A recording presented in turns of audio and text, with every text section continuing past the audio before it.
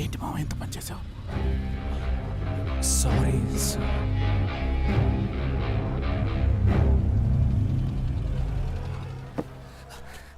Waste fellow రా నువ్వు. ఇతరుల గొడవలో కల్పించుకోవద్దని నీకు ఎన్నిసార్లు చెప్పాను? అసలు ఈ రాజేష్ ఎవరు? నీకేమైనా బావమర్దా? ఈ ఏదో సన్నాసి సార్. మనల్ని చూసుకోవడానికి ఎవరు లేరు. ఒకవేళ ఉద్యోగం పోతే విద్యను ఎవరు చూసుకుంటారు మావా?